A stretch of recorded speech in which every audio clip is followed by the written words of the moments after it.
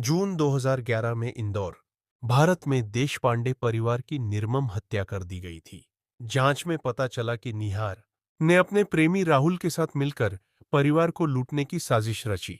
उन्होंने मेघा देशपांडे, उनकी मां और बेटी की हत्या कर दी ताकि कोई गवाह न बचे। अदालत ने दोषियों को मौत की सजा सुनाई। भारत में देशपांडे परिवार की 3 महिलाओं की निर्मम हत्या कर दी गई, जिससे महिलाओं की सुरक्षा को लेकर गंभीर चिंताएं उठीं।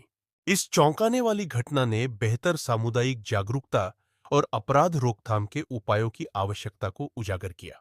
देशपांडे परिवार इंदौर के एक पॉश इलाके में एक प्रतिष्ठित परिवार था, जहां पहले कभी कोई अपराध नहीं हुआ था। उनकी आर्थिक स्थिरता ने समुदाय में एक झूठी सुरक्षा की भावना पैदा कर दी थी। खून से सने पैरों के निशान मिलने के बाद यह भयानक हत्याकांड सामने आया।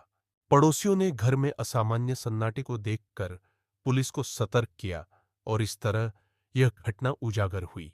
पुलिस की जांच में इस अपराध की क्रूरता सामने आई, जहां गोली चलने के सबूत मिले।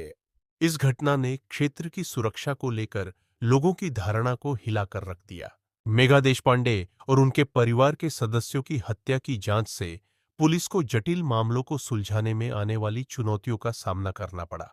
व्यापक साक्ष्य संग्रह के बावजूद दूसरी गोली का स्रोत रहस्य बना रहा, जिसमें 2 पीड़ितों के शरीर पर कई बार चाकू से वार किए हुए थे। मेघा को लूटने की योजना बनाने के लिए मजबूर कर दिया।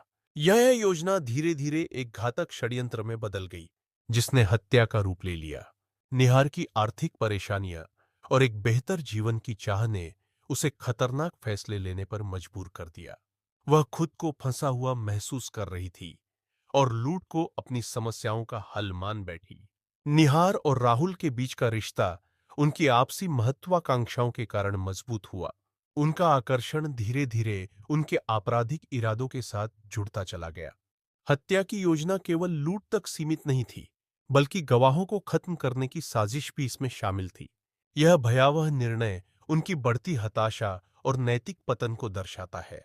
देशपांडे परिवार की निर्मम हत्या के कारण 3 अपराधियों को दोषी ठहराया गया, जिससे भरोसे के गलत इस्तेमाल के दुखद परिणाम उजागर हुए।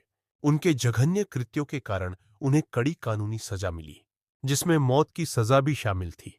पुलिस ने रक्त के नमूनों का मिलान कर मामले को जल्दी सुलझा लिया। जो इस अपराध की दोषी थी, वर्तमान में जेल में बंद है और वहां अन्य कैदियों को ब्यूटी कोर्स सिखाती है। यह जिला स्तर पर पहली बार था जब किसी महिला को मौत की सजा सुनाई गई, जो कानूनी इतिहास में एक महत्वपूर्ण घटना बन गई।